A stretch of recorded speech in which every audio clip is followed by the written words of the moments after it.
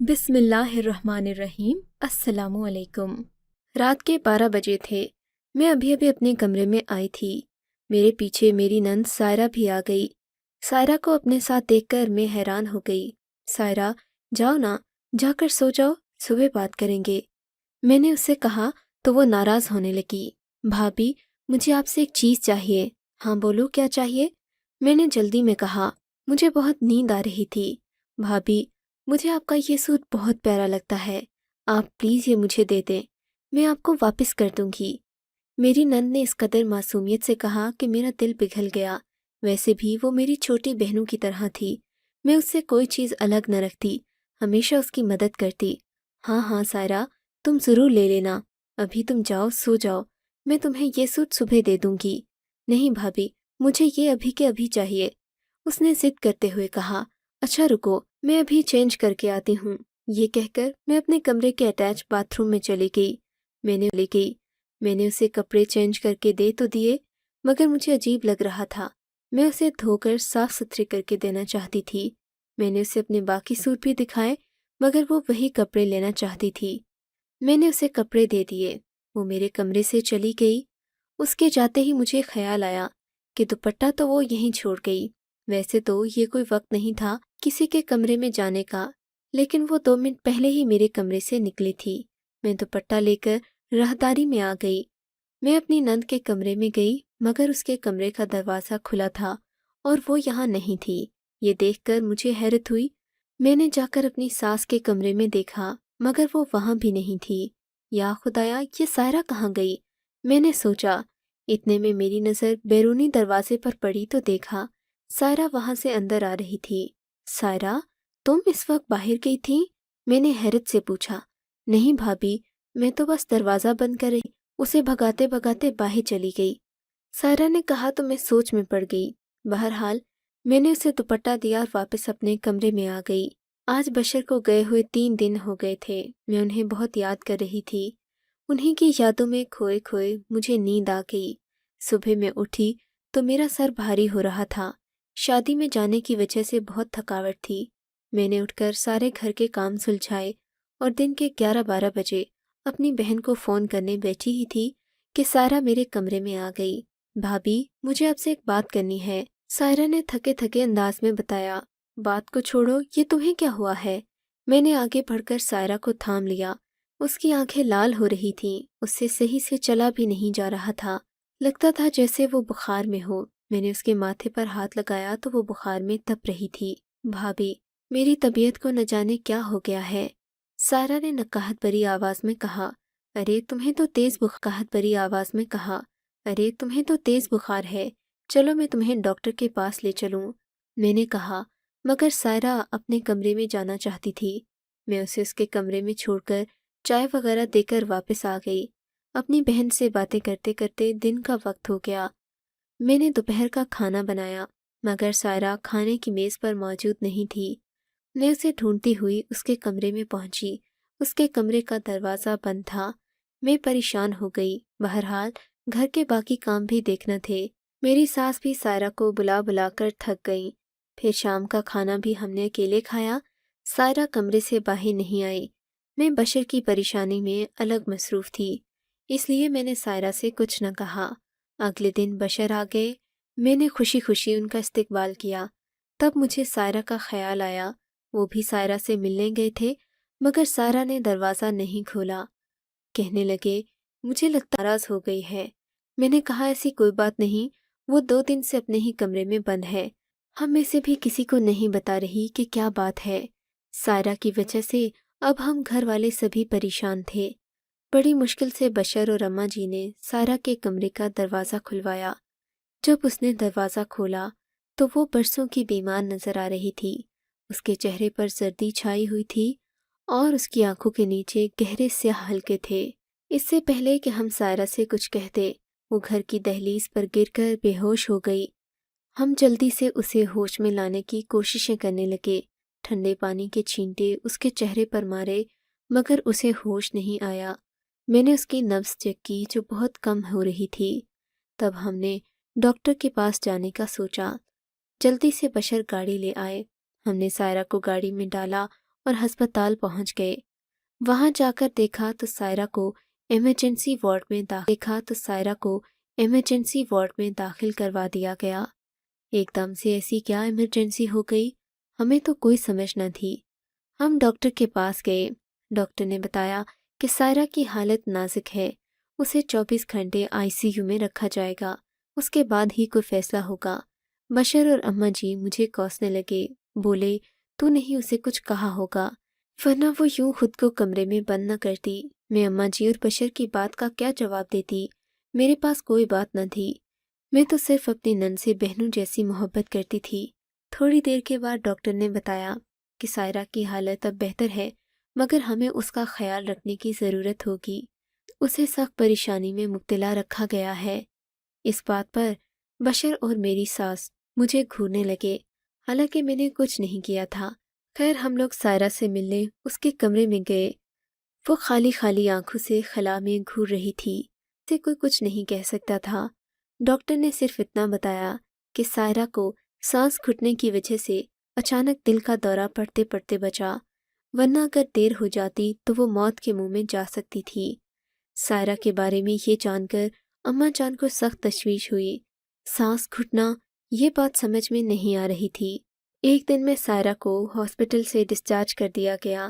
Doctor نے ہمیں بلا کر اس بات کی تلقین بھی کی کہ ہم سائرہ کو تازہ ہوا میں رکھیں۔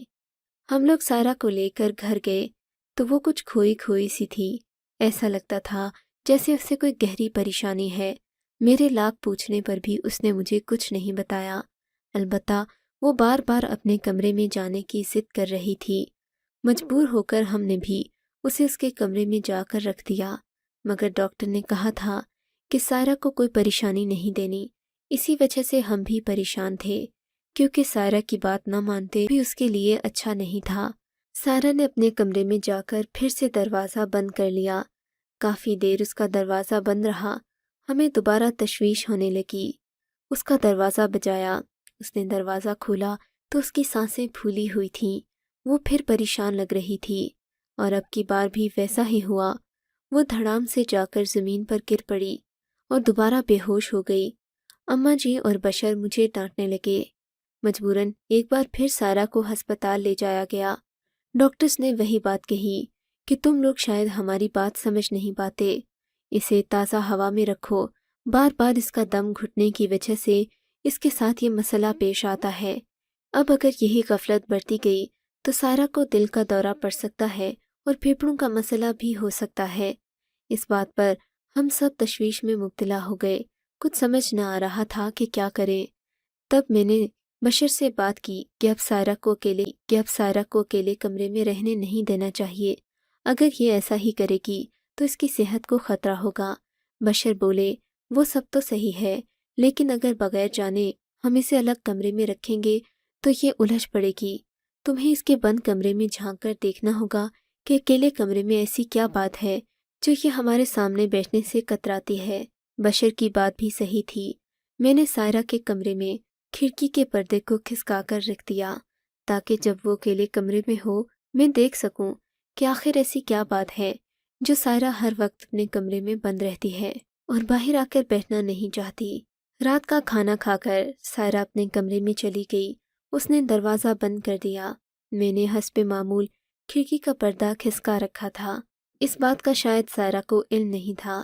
اس کے کمرے میں جانے کے بعد میں نے دروازے کے باہر کھڑے ہو کر اندر جھانکنے کی کوشش کی۔ سامنے کمرے میں نظر تو یہ دیکھ کر میں حیران ہو گئی کہ سائرہ نے اپنے ارد گرد بہت ساری موم بتیاں جلا رکھی تھیں اور وہ ان میں چپ چاپ بیٹھی تھی۔ سائرہ نے اپنے بال کھول رکھے تھے، اس کا حلیہ عجیب سا تھا، اس نے سر پر چادر بھی نہیں اوڑھی تھی اور موم بتیاں اس کے ارد گرد جل رہی تھیں۔ اب مجھے ساری بات سمجھ میں آ گئی تھی کہ سائرہ کا دم موم بتیاں جلانے سے گھٹتا ہے۔ موم بتی سے ایک خاص قسم کی گیس نکلتی ہے جس کی وجہ سے انسان کو سانس کی بیماریاں ہوتی ہیں، اور اگر زیادہ دیر انسان موم بتی کے سامنے بیٹھا رہے تو اس کی سانس اٹک سکتی ہے۔ میں نے فوراً دروازہ کھٹکانا شروع کر دیا۔ اب کی بار سائرہ نے جلدی جلدی اپنے بال سمیٹے، موم بتیاں بجھا کر ایک دراز میں ڈالیں اور دروازہ کھول کر غصے سے بولی، کیا بات ہے بھابھی، دروازہ کیوں بجا رہی ہو؟ مجھے اور کوئی بہانہ نہیں سوجھا۔ سائرہ میری جان، وہ ذرا میرے کپڑے تو واپس کر دو جو تم نے ایک دو ہفتے پہلے لیے تھے۔ مجھے کل ضروری کام پر جانا ہے۔ وہ کپڑے مجھے دن کے 12 بجے پہننے ہیں۔ اگر تم مجھے ابھی دے دو گی تو میں دھو کر چھت پر ڈال دوں گی، صبح سوکھ جائیں گے تو میں فنکشن میں پہن کر جاؤں گی۔ میری بات پر سائرہ کا غصہ ٹھنڈا ہو گیا۔ او ہاں بھابھی، آپ کے وہ کپڑے، وہ تو میں بھول ہی گئی۔ آپ ایسا کریں، میرا کوئی جوڑا لے لیں، میں آپ کو وہ ابھی نہیں دے سکتی۔ کیوں بھائی، مجھے تو ابھی چاہیے۔ میں نے زور دیا۔ وہ کپڑے تو نہ دے رہی تھی، مگر میری نظر سامنے ہینگر پر پڑی۔ میرے کپڑے سامنے ہی لٹک رہے تھے۔ اچھا سائرہ، بات سنو، تم کم از کم اپنے کمرے کا پردہ ہٹا دو۔ ڈاکٹر نے کہا ہے کہ تمہیں تازہ ہوا کی ضرورت ہے۔ میں نے یہ کہہ کر سائرہ کے کمرے کا پردہ اتارنا چاہا۔ بھابھی یہ کیا کر رہی ہیں؟ میں بنا پردے کے کیسے سوؤں گی؟ کوئی بات نہیں سائرہ، اس گھر میں اور کون غیر ہے؟ تمہارا بھائی ہی تو ہے اور اماں جان ہے، تم کیا کرو؟ میں نے آگے بڑھ کر پردہ اتارنا چاہا۔ سائرہ مجھ سے لڑ پڑی۔ بھابھی آپ اپنے کام سے کام رکھیں، میں اب بالکل صحیح ہوں۔ اچھا ٹھیک ہے، میں اب جاتی ہوں، صبح بات کریں گے۔ میں نے سائرہ سے ضد کرنا مناسب نہیں سمجھا۔ کمرے میں آ کر میں نے بشر کو ساری بات بتا دی۔ میں نے انہیں بتایا کہ سائرہ کا سانس بار بار بند ہونے کی یہی وجہ ہے۔ میری بات پر وہ بھی حیران ہو گئے۔ بولے سائرہ کو ایسا کرنے کی کیا ضرورت ہے؟ لازماً وہ کوئی تجربہ کر رہی ہوگی، تو میری بہن کو جانتی تو ہو۔ مگر میں اس بات پر یقین نہیں کر پا رہی تھی کہ سائرہ یہ سب بلا وجہ کر رہی ہے۔ خیر میں اس وقت باتھ روم میں چلی گئی۔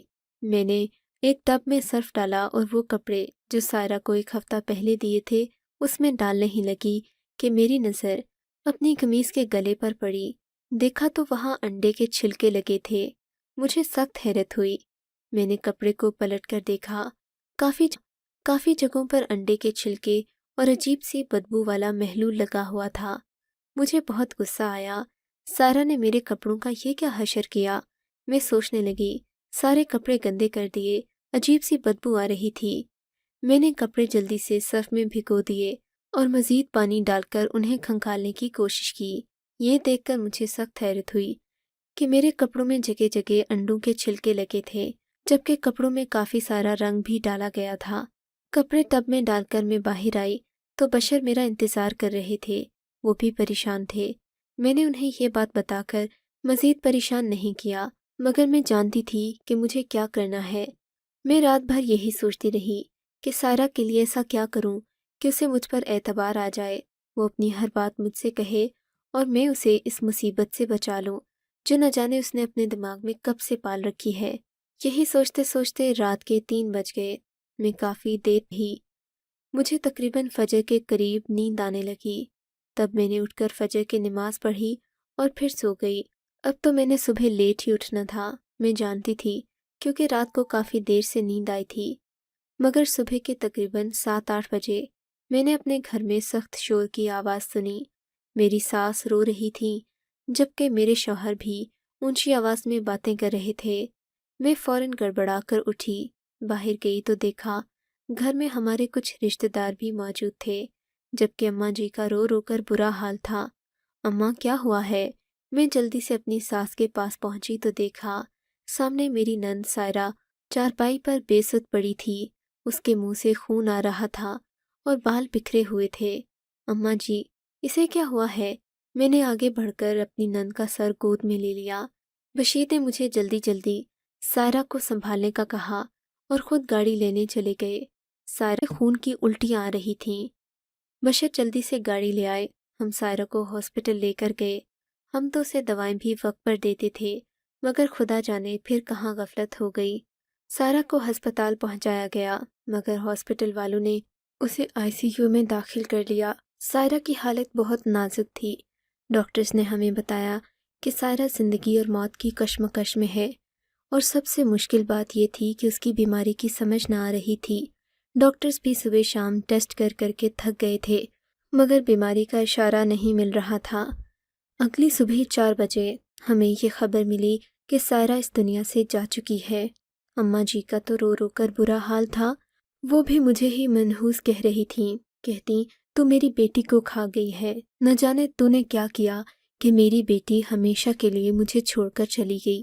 میں ان کا دکھ سمجھ سکتی تھی، اسی لیے خاموش رہی۔ کسی کو بھی یقین نہیں آ رہا تھا کہ ایک جاتی تھی، اسی لیے خاموش رہی۔ کسی کو بھی یقین نہیں آ رہا تھا کہ ایک جوان لڑکی ایک ہفتے کے اندر بیمار رہ کر زندگی کی بازی بھی ہار سکتی ہے۔ سائرہ کو اس دنیا سے گئے ہوئے 40 دن گزر چکے تھے۔ میں سائرہ کے کمرے میں گئی، میں نے اس کے کپڑے صدقہ کر دیے۔ اب سائرہ کا کمرہ تقریباً خالی رہ گیا تھا، صرف اس کی ایک الماری تھی جو اس کے بیڈ کے پاس رکھی تھی۔ الماری پر ہر وقت ایک موٹا سا تالا رہتا تھا۔ سائرہ کے جانے کے بعد اگرچہ اس کی چیزوں کو امانت رکھنا چاہیے تھا، لیکن اس کے بیڈ کے پاس پڑی کچھ چیزوں نے مجھے اس تالے کو توڑنے پر مجبور کر دیا۔ میں دیکھنا چاہتی تھی کہ اس کی الماری میں ایسا کیا رکھا تھا، اور ان دنوں جب وہ بیمار ہوئی اس کی کیا سرگرمیاں تھیں۔ میں نے تالا کھولنے کی کوشش کی، مگر وہ الماری کے اندر بنا ہوا تھا، اس لیے کھول نہیں پائی۔ مستری کو بلوا کر بڑی مشکل سے وہ تالا توڑوایا گیا۔ اس کے اندر سے کتابوں، اور میں ایک ایک کر کے وہ کتابیں دیکھنے لگی تو میرے ہوش ہی اڑ گئے۔ وہ کتابیں حکیمی نسخوں سے بھری پڑی تھیں۔ دراصل میری نند بچپن سے ہی لنگڑی پیدا ہوئی تھی، اس کی ایک ٹانگ میں نقص تھا، چلتے ہوئے وہ لنگڑا کر چلتی۔ اس بیماری کو ختم کرنے کی ہم نے بہت کوشش کی، مگر ڈاکٹرز نے جواب دے دیا۔ خدا جانے کب سائرہ حکیموں کے چکروں میں پڑ گئی۔ پہلے تو اس نے نسخے اور عمل وغیرہ شروع کیے، اور پھر ایسی چیزیں کرنے لگی جن کا حقیقی دنیا سے کوئی تعلق نہیں تھا۔ میں نے سائرہ کی ڈائری وغیرہ پڑھی تو مجھے اندازہ ہوا کہ وہ اپنے لنگ پن کی بیماری کسی صحت مند انسان میں منتقل کرنا چاہتی تھی۔ اسے کوئی اور شکار نظر نہیں آیا تو اس نے مجھے ہی نشانہ بنانا چاہا۔ خدا کی کرنی کہ سائرہ نے مجھ سے کپڑے بھی اسی مقصد کے لیے تھے، مگر اس کا عمل تو کام نہیں کر سکا۔ البتہ موم بتیوں اور دیگر چیزوں کے استعمال کی وجہ سے اسے سانس کی تکلیف ہو گئی۔ سائرہ کو بروقت اس بات کی سمجھ نہیں آ سکی، کیونکہ وہ ان چیزوں کو صرف اور صرف جادو کا اثر سمجھتی رہی۔ جب اسے دل کا دورہ پڑا تو وہ بھی دم گھٹنے کی وجہ سے ہوا، مگر چونکہ ہمارے وہم و گمان میں بھی نہ تھا کہ سائرہ اپنے کمرے میں بیٹھ کر کیا کرتی ہے، ہم اس بات سے بے خبر رہے۔ اب حال یہ تھا کہ سائرہ کو کچھ کہہ بھی نہیں سکتے تھے، کیونکہ اماں جی یعنی کہ میری ساس اس کی بیجا حمایت کرتی، اور پھر خود سائرہ کسی کی بات نہ سنتی۔ اپنی مرحوم نند کے بارے میں یہ سب جان کر مجھے بہت افسوس ہوا۔ کاش وہ ایک بار بھی مجھ سے کہہ دیتی تو میں اس کے لیے دعا کرواتی، کوئی نہ کوئی حل نکالنے کی کوشش کرتی کہ میڈیکل کی دنیا میں ہر چیز کا علاج موجود ہے، مگر اس نے غلط راستہ اپنایا اور اپنی بیماری مجھ میں منتقل کرنے کی کوشش کی۔ خدا ایسے لوگوں کو ہدایت دے، اور ہدایت کے ساتھ ساتھ صبر بھی دے کہ وہ بجائے اس کے کہ وہ ان کمیوں کو حل کرنے کے لیے کسی آسان راستے کو تلاش کریں۔ اب سب سے درخواست ہے کہ میری مرحوم نند کی مغفرت کے لیے دعا کریں۔ میں اسے دل سے معاف کر چکی ہوں، چاہتی ہوں کہ خدا تعالیٰ بھی اسے معاف کر دے۔